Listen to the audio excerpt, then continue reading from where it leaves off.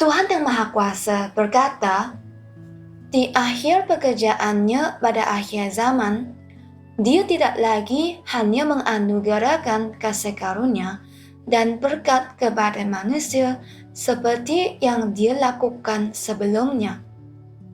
Dia juga tidak membujuk manusia untuk bergerak maju. Selama tahap pekerjaan ini, apakah yang telah manusia lihat dari semua aspek pekerjaan Tuhan yang telah Dia alami? Manusia telah melihat kasih Tuhan serta penghakiman dan hajaran Tuhan. Selama kurun waktu ini, Tuhan membekali, mendukung, mencerahkan, dan membimbing manusia, sehingga manusia secara perlahan-lahan mulai mengetahui maksud-maksudnya, mengenal firman yang Dia ucapkan dan kebenaran yang Dia anugerahkan kepada manusia. Penghakiman dan hajaran Tuhan memungkinkan manusia untuk secara beransur-ansur mengetahui kerosakannya dan esensi jahat dalam dirinya. Hal-hal yang Tuhan sediakan, yaitu pencerahannya bagi manusia serta bimbingannya, semuanya itu memungkinkan manusia untuk semakin mengenal esensi kebenaran dan untuk semakin mengetahui apa yang mereka butuhkan, jalan apa yang harus mereka tempuh, untuk apa mereka hidup, apa nilai dan makna hidup mereka, dan cara menempuh jalan di depan. Ketika hati manusia dihidupkan kembali, manusia tidak lagi ingin hidup dengan wataknya yang rosak dan merosot, melainkan ingin mengejar kebenaran untuk memuaskan Tuhan. Setelah hati manusia dihidupkan, barulah manusia mampu melepaskan diri sepenuhnya dari iblis. Dia tidak akan lagi dilukai oleh iblis, tidak akan lagi dikendalikan atau dibodohi olehnya. Sebaliknya, manusia dapat secara proaktif bekerja sama dalam pekerjaan Tuhan dan firman-Nya untuk memuaskan hati Tuhan. Dan dengan demikian mencapai takut akan Tuhan dan menjauhi kejahatan. Inilah tujuan semula pekerjaan Tuhan. Aku benar-benar bisa memahami bagian ini. Pada bulan Juni 2016, aku ditugaskan untuk melakukan tugasku di tim pembacaan bahasa Inggris dan merasa sangat bahagia karena aku akhirnya akan menggunakan kemampuan bahasa Inggrisku. Keterampilanku akan ditampilkan secara penuh. Aku tidak sabar untuk memberitahu saudara-saudariku di kampung halaman dan memberitahu mereka kabar baik. Aku bahkan membayangkannya ekspresi iri di wajah mereka ketika mereka mengetahuinya. Setelah mulai bertugas, aku perhatikan bahwa saudara-saudari lainnya membaca bahasa Inggris dengan sangat lancar dan pengucapannya sangat bagus.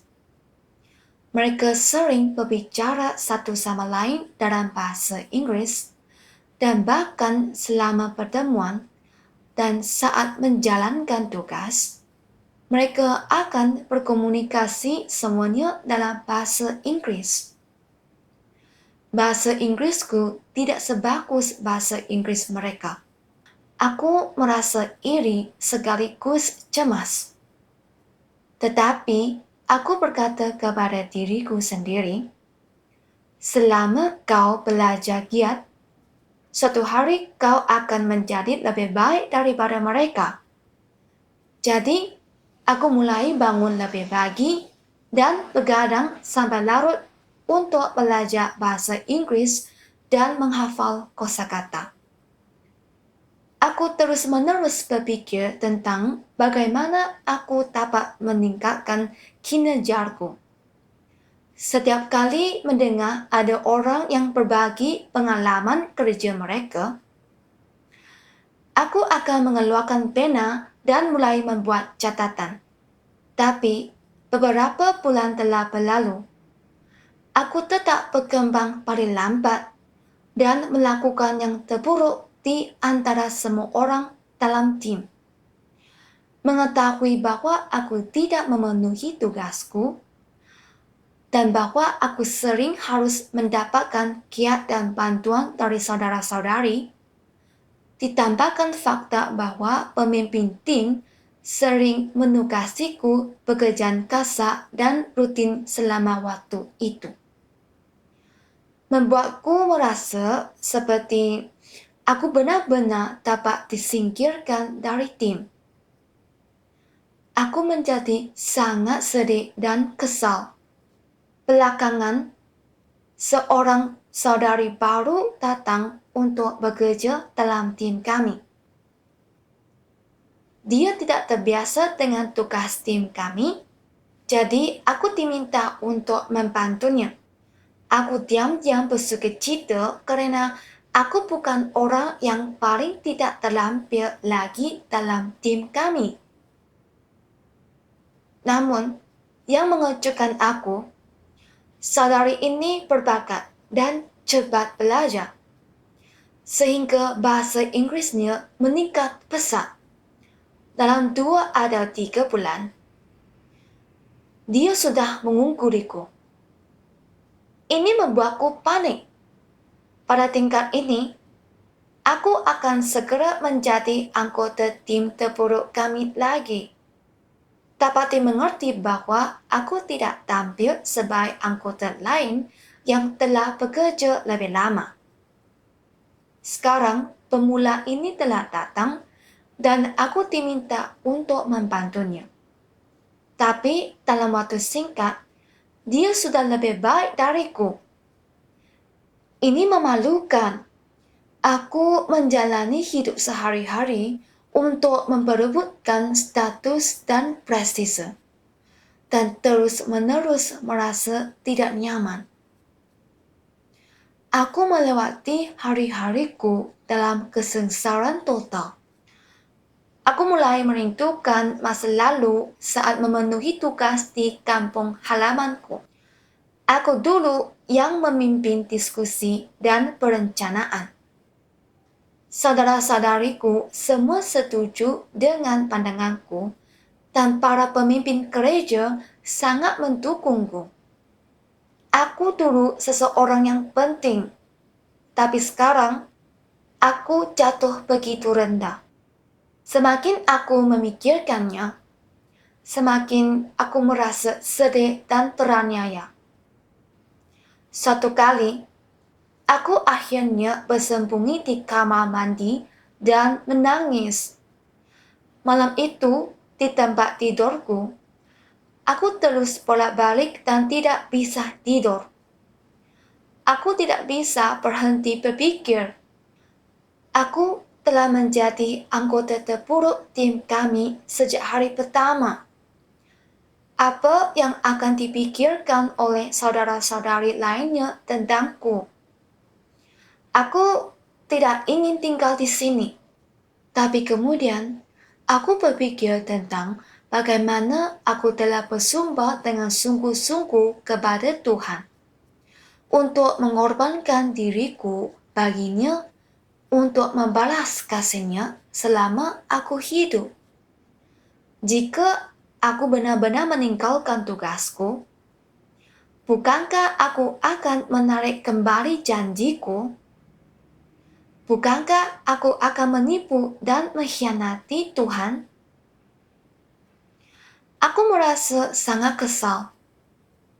Jadi aku berdoa kepada Tuhan. Aku berkata, "Ya Tuhan, aku tidak yakin bagaimana melewati situasi ini atau apa yang harus dipelajari darinya. Tolong bimbing dan beri aku pencerahan." Setelah itu, aku membuka ponselku dan membaca bagian dari firman Tuhan ini. Dalam upaya yang engkau semua lakukan, ada terlalu banyak gagasan, harapan, dan cita-cita yang bersifat individu. Pekerjaan saat ini adalah untuk menangani keinginanmu memiliki status, serta hasratmu yang muluk-muluk. Harapan, status, dan gagasan, semuanya itu merupakan representasi klasik dari watak iblis. Alasan mengapa hal-hal semacam ini ada dalam hati manusia adalah sebenarnya kerana racun yang ditebarkan iblis selalu merosak pikiran manusia. Dan manusia selalu tidak mampu menepis godaan iblis tersebut. Mereka hidup dalam dosa, tetapi tidak menganggap hal itu sebagai dosa. Bahkan mereka beranggapan, kerana kami percaya kepada Tuhan, Dia harus mencurahkan berkat kepada kami dan mengatur segalanya bagi kami dengan sepantasnya. Kerana kami percaya kepada Tuhan, maka kami harus lebih unggul daripada orang lain. Dan kami harus memiliki status yang lebih tinggi serta masa depan yang lebih baik dari orang lain. Kerana kami percaya kepada Tuhan, maka Dia harus memberi berkat yang tak terbatas kepada kami. Jika tidak, itu namanya bukan percaya kepada Tuhan. Selama bertahun-tahun, cara pikir yang diandalkan oleh orang-orang untuk bertahan hidup telah sedemikian merosak hati mereka hingga mencapai titik di mana mereka menjadi orang-orang yang tak bisa dipercaya, pengecut, dan tercela. Bukan hanya tidak memiliki kemauan keras atau tegat, mereka juga telah menjadi tamak, congkak, dan degil. Mereka sama sekali tidak memiliki tekad yang melampaui kelakuannya. Bahkan mereka tidak mempunyai keberanian sedikit pun untuk menepis tekanan pengaruh kegelapan ini. Pikiran dan kehidupan orang-orang telah sedemikian rosaknya, sehingga perspektif mereka tentang percaya kepada Tuhan masih teramat menjijikkan. Bahkan ketika orang-orang membicarakan perspektif mereka tentang percaya kepada Tuhan, itu benar-benar tak tertahankan untuk didengar. Orang-orang semuanya pengecut, tidak kompeten, hina dan rapuh. Mereka tidak merasa muak akan kuasa kegelapan, dan mereka tidak menyukai terang dan kebenaran. Sebaliknya, mereka berusaha sekuat tenaga untuk mengenyahkannya. Firman Tuhan menjelaskan situasiku dengan sempurna. Bukankah aku sangat menderita dan bahkan menolak memenuhi tugasku dan ingin meninggalkan tugasku dan mengkhianati Tuhan karena keinginanku akan status belum terpenuhi? Sejak aku bergabung dengan tim, alasanku belajar bahasa Inggris begitu keras untuk meningkatkan kinerjaku adalah bahwa aku hanya ingin membuktikan diri dan menonjol dalam tim. Melihat salari baru itu meningkat begitu cepat, aku khawatir dia akan mengungkuliku dan bahwa aku sekali lagi akan menjadi yang terburuk dalam tim. Aku menghabiskan sepanjang hari stres tentang status dan hidup dalam kesengsaraan total. Melihat firman Tuhan, cara pikir yang diandalkan oleh orang-orang untuk bertahan hidup telah sedemikian merosak hati mereka. Aku bertanya dalam hati, mengapa aku berjuang untuk status? Pikiran apa yang menyebabkan aku menderita semua ini? Baru setelah merenungkan firman Tuhan, aku menyadari bahwa aku hidup menurut prinsip-prinsip iblis seperti Jika engkau lebih menonjol dari orang lain, engkau akan membawa kehormatan bagi nenek moyangmu. Manusia berkelot ke atas, air mengalir ke bawah. Dan di seluruh alam semesta ini, akulah yang berkuasa. Sejak kecil, kita diajari oleh para guru kita untuk berprestasi. Menjadi yang terbaik dari yang terbaik. Aku selalu mengagumi dan iri pada orang-orang bergengsi dan terkenal. Dan aku ingin menjadi seperti mereka. Dimanapun aku berada, aku selalu ingin orang-orang menghormatiku. Dan jika semua orang mengagumi, mendukung, dan memujiku, itu lebih baik lagi. Aku berpikir inilah cara untuk menjalani hidup yang menyenangkan dan berharga. Ketika aku tidak memenangkan kekaguman dan pujian orang lain, hidup terasa sengsara, dan aku akan merasa sangat sedih. Setelah mulai memenuhi tugasku di rumah Tuhan, aku tetap mengejar hal-hal ini. Tetapi ketika aku tidak melihat banyak peningkatan, bahkan setelah memberikan upaya terbaikku, dan tidak memenangkan pujian dan kekaguman orang lain, aku menjadi pesimis, sedih, dan putus asa. Aku bahkan berpikirkan untuk meninggalkan tugasku dan mengkhianati Tuhan. Aku telah sebenarnya termakan oleh obsesiku terhadap prestise. Aku akan menderita kesulitan apapun dan berjuang dalam pertempuran apapun untuk mencapainya. Sampai titik di mana seluruh duniaku berputar di sekitar satu hal ini. Saat itulah aku menyadari bahwa aku sedang mengejar hal yang salah. Aku tidak memenuhi tugasku untuk mengejar kebenaran dan membalas kasih Tuhan.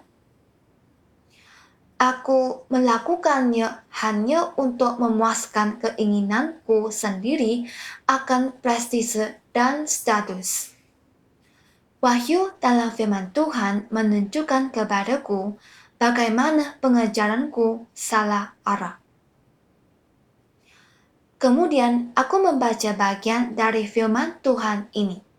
Bagi masing-masing darimu yang sedang melaksanakan tugasmu, sedalam apapun engkau memahami kebenaran, jika engkau ingin memasuki kebenaran kenyataan, cara paling sederhana untuk melakukannya adalah dengan memikirkan kepentingan rumah Tuhan dalam segala sesuatu yang kau lakukan, serta melepaskan keinginanmu yang egois, maksud, motif, gengsi, dan statusmu sendiri.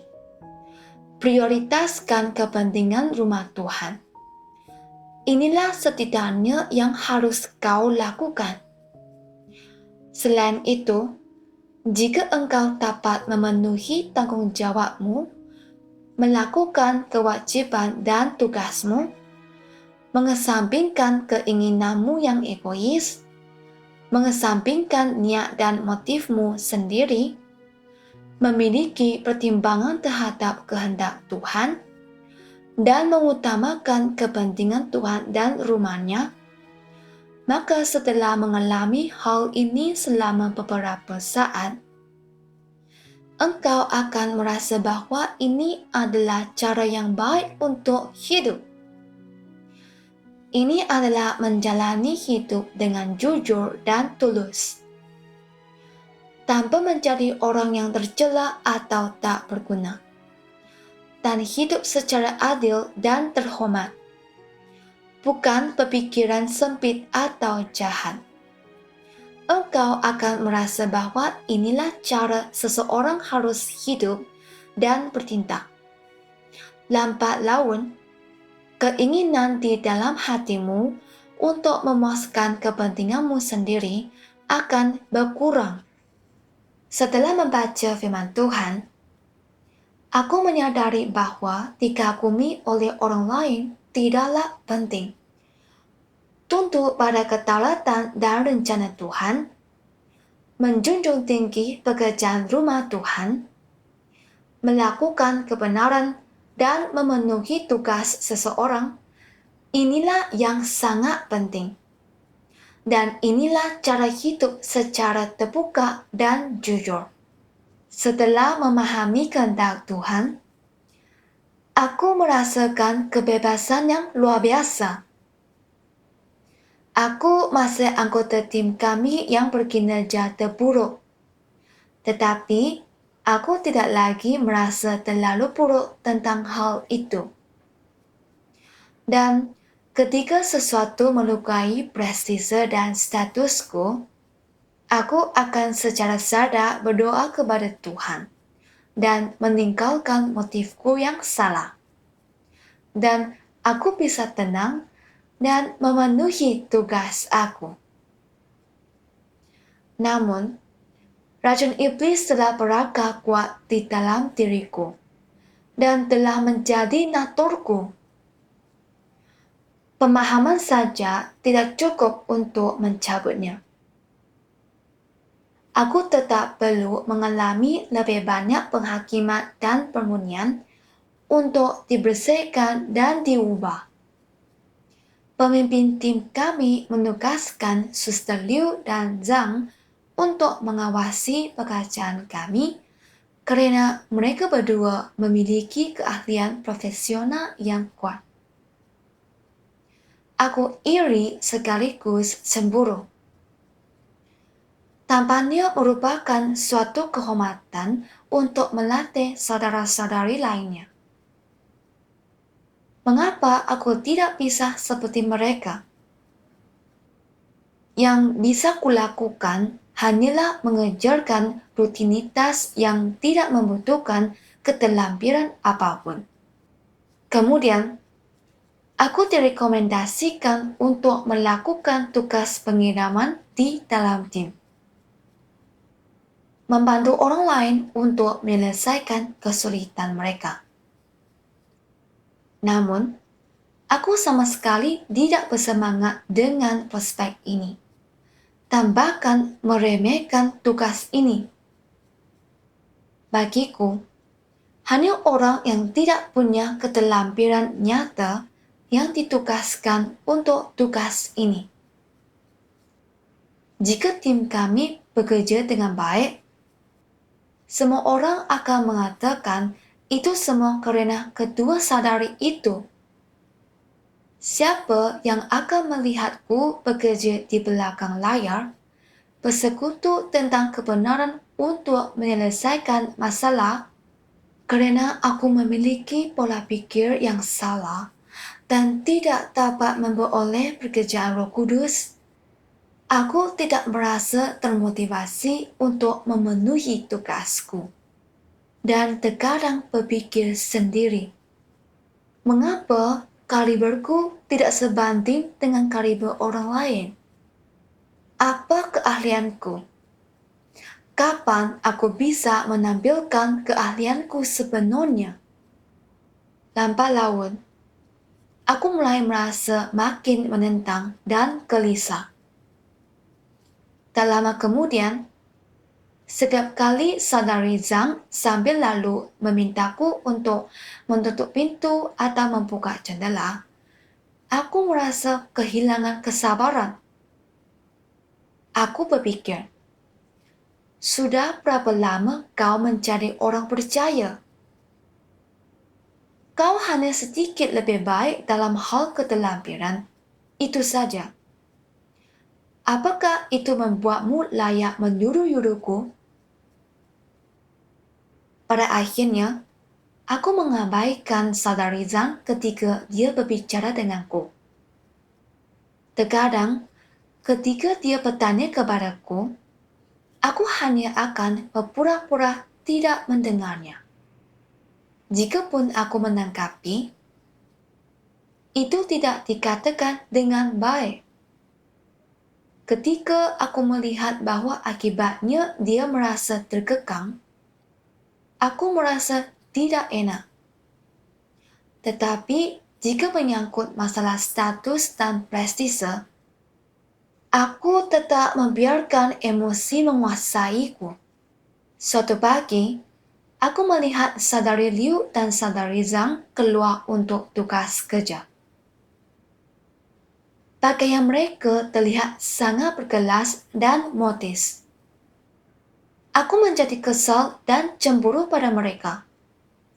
Aku berpikir, kalian mendapatkan semua kemuliaan, sementara aku harus bekerja keras tanpa pamrih di sini di belakang layar. Tidak ada yang akan tahu sekeras apa aku bekerja. Saat ketua salari kembali malam itu, semua orang dalam tim kami bergegas menyambut mereka. Dan beberapa bahkan menyiapkan makan malam untuk mereka. Awalnya, aku juga ingin pergi menyapa mereka dan bertanya bagaimana perkembangan pekerjaan mereka. Tetapi, ketika aku melihat bagaimana semua orang bereaksi terhadap mereka, aku menjadi cemburu lagi dan berpikir, sekali lagi, keduanya mendapatkan semua kemuliaan.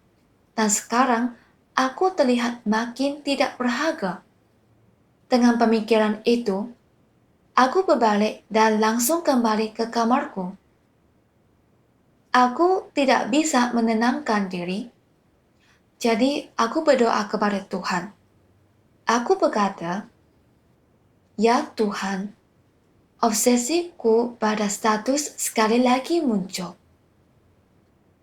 Aku ingin melepaskan keinginanku akan prestise dan status. Tetapi aku tidak bisa.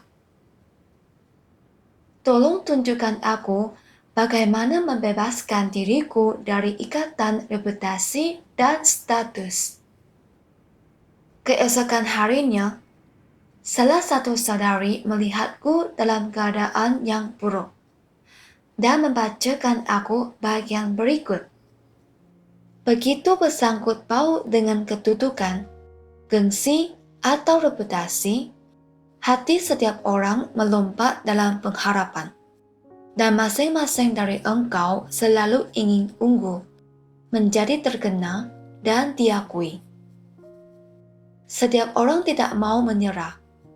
Sebaliknya selalu ingin bersaing. Meskipun bersaing itu memalukan dan tidak diizinkan di rumah Tuhan. Namun, tanpa persaingan, engkau masih belum puas. Ketika engkau melihat seseorang unggul, engkau merasa iri, benci, dan merasa bahwa itu tidak adil. Mengapa aku tidak bisa unggul? Mengapa selalu orang itu yang unggul, dan aku tidak pernah mendapat giliran? Engkau kemudian merasakan kebencian. Engkau mencoba menekannya, tetapi engkau tidak bisa.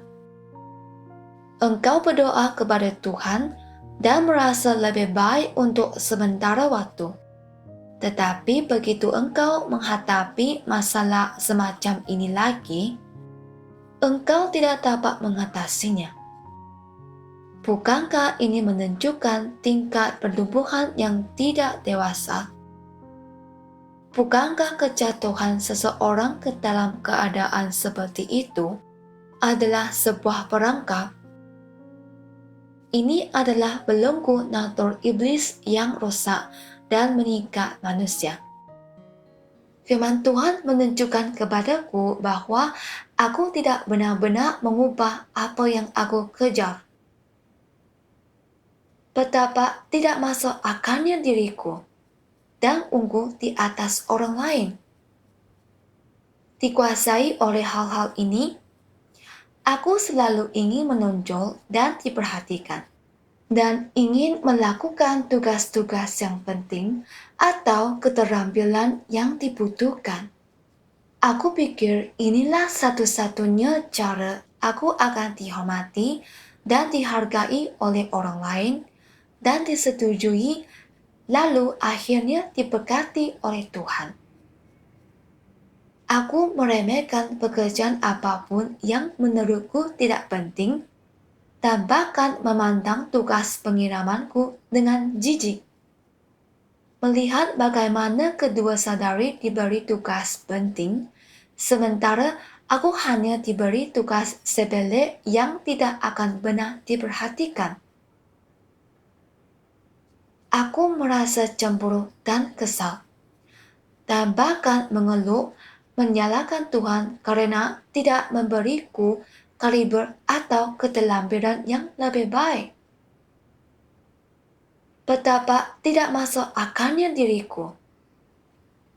Karena keinginanku akan status belum terpenuhi, aku tidak berusaha keras dalam tugasku, dan bahkan akan memarahi saudariku atau bersikap kasar pada mereka untuk melampiaskan ketidakpuasanku. Ini tidak dilakukan lagi mengekang dan menyakitkan bagi saudariku. Makin aku merenungkan hal ini, makin aku merasa bersalah. Aku menyadari betapa aku egois dan kurang kemanusiaan. Kemudian, aku menemukan bagian firman Tuhan ini. Manusia selalu ingin terkenal atau menjadi selebriti. Mereka ingin mendapatkan ketenaran dan martabat yang besar, dan ingin membawa kehormatan bagi leluhur mereka.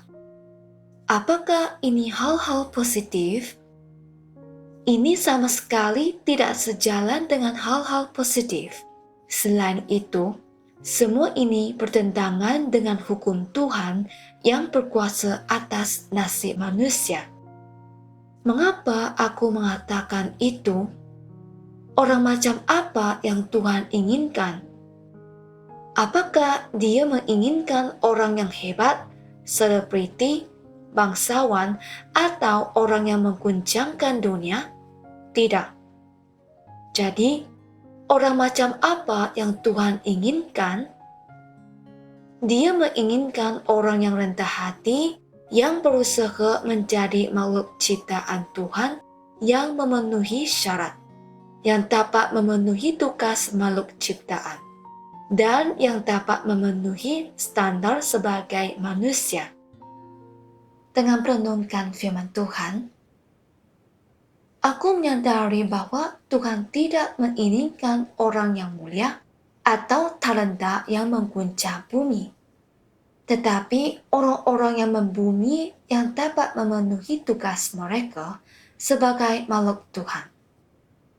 Tuhan tidak mengharuskan aku memiliki kaliber yang hebat atau keahlian profesional terbaik. Dia hanya memintaku untuk tetap di tempatku dan melakukan yang terbaik untuk memenuhi tugasku. Dan inilah sesuatu yang bisa kulakukan. Tuhan memberi setiap orang kaliber dan bakat yang berbeda-beda. Selama kita melakukan yang terbaik dari kemampuan kita, saling membantu dan bekerja sama, kita akan memenuhi tugas kita dan memuaskan Tuhan. Aku juga membaca firman Tuhan ini.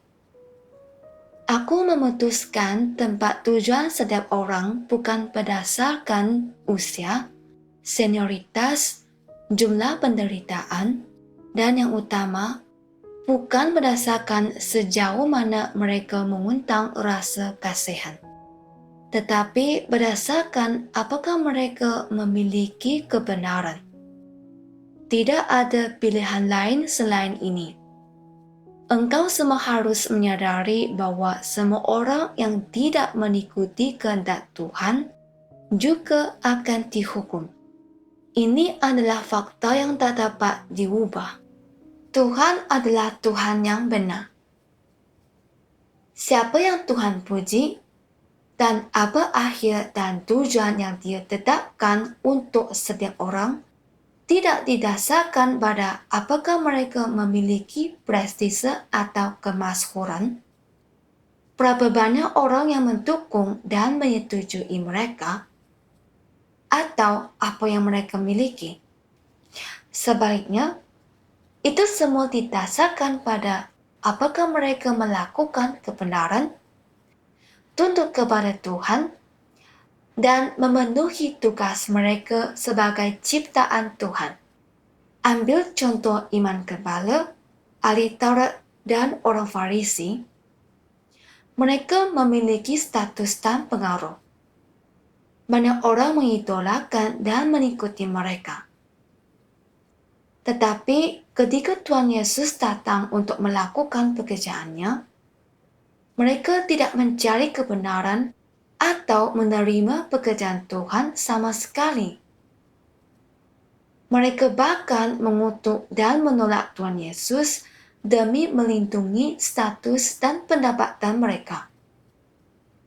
Akhirnya, mereka memaku Dia di kayu salib dan menderita kutukan dan hukuman dari Tuhan. Aku juga memikirkan Nuh. Dia mendengarkan Tuhan dan tunduk kepadanya, menjual semua miliknya untuk membangun Patara. Pada saat itu, semua orang mengira dia sudah gila. Tetapi karena dia mendengarkan Tuhan dan menaatinya, dia menerima pujian Tuhan dan selamat dari air bah. Lalu, ada janda miskin di dalam Alkitab. 2 koin yang dia berikan mungkin tidak terlalu disukai orang lain. Tapi Tuhan memujinya. Karena dia memberikan semua yang dia miliki kepada Tuhan.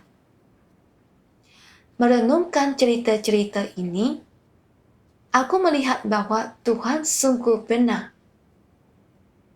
Tuhan menghargai ketulusan orang. Hanya dengan mendengarkan firman Tuhan, berserah diri kepada Tuhan, melakukan firman Tuhan, dan memenuhi tugasnya sebagai makhluk Tuhan dapat membuat seseorang menjalani kehidupan yang bermakna. Berjuang untuk dipuji oleh orang lain hanya akan membawa kita untuk melakukan kejahatan, menentang Tuhan, dan menerima hukumannya. Aku menyadari bahwa Tuhan tidak mengaturku untuk melakukan tugasku di lingkungan itu karena Dia ingin aku menderita atau dipermalukan, tetapi karena Dia punya rencana untukku. Aku terlalu terobsesi dengan status. Jadi, aku harus mengalami pengungkapan dan pemulihan untuk benar-benar mengenal diriku sendiri dan untuk menyingkirkan belenggu prestise dan status dan menjalani kehidupan yang bebas dan tidak terkendali di hadapan Tuhan. Inilah cara terbaik bagi Tuhan untuk mengubah dan menyucikanku. Itu adalah kasih dan keselamatan Tuhan. Memikirkan ini, aku berdoa kepada Tuhan.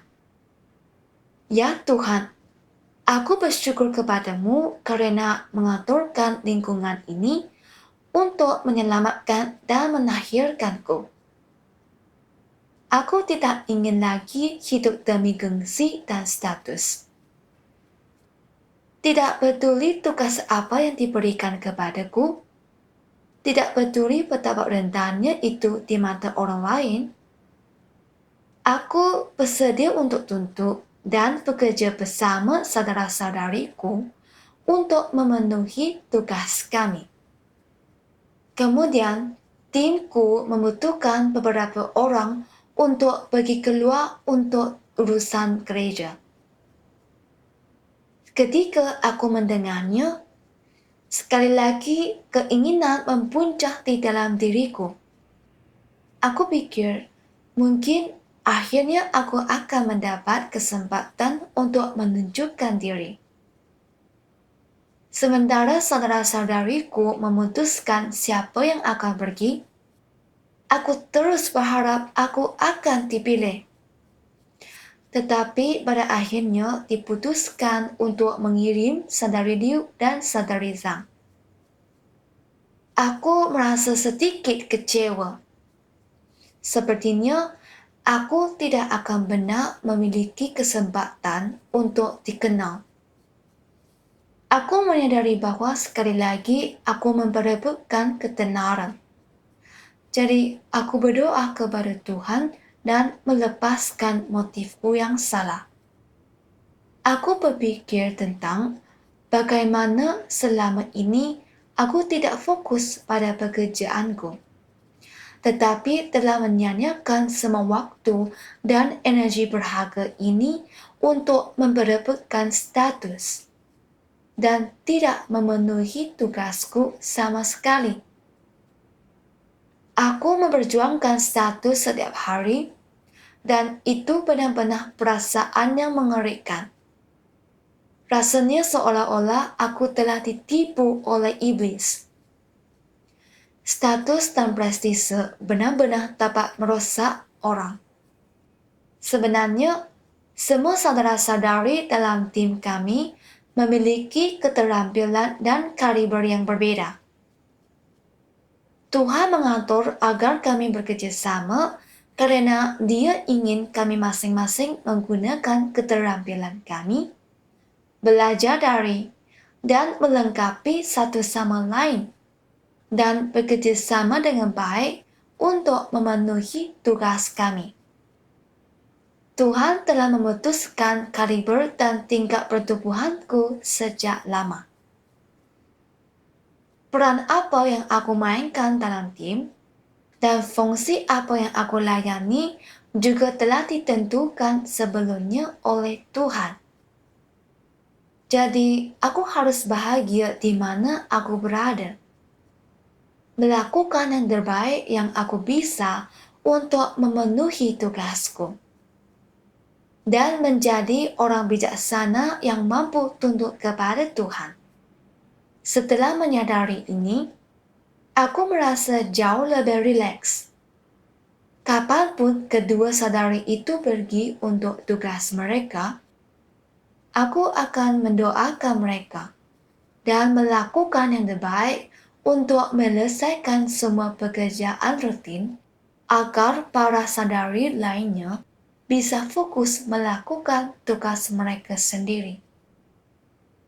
Aku juga mendorong saudara-saudariku untuk menghadiri kebaktian rohani mereka, sehingga mereka juga akan menemukan waktu untuk memasuki kehidupan di atas pekerjaan. Ketika aku mulai melakukan sesuatu dengan penuh perhatian, aku merasa lebih tenang dan damai. Aku merasa aku semakin dekat dengan Tuhan dan hubunganku dengan saudara-saudariku juga menjadi normal. Aku tidak lagi terlalu mementingkan prestise dan status, dan aku menjadi lebih terbuka. Hatiku sangat bersyukur kepada Tuhan atas transformasi kecil ini. Ini adalah penghakiman dan hajaran dari firman Tuhan yang telah membangunkan hatiku, menunjukkan kepadaku kekosongan dan penderitaan dalam mencari status, dan membuatku memahami bahwa hanya dengan percaya kepada Tuhan, mengejar kebenaran, dan memenuhi kewajiban ciptaan, kita dapat menjalani hidup yang bermakna.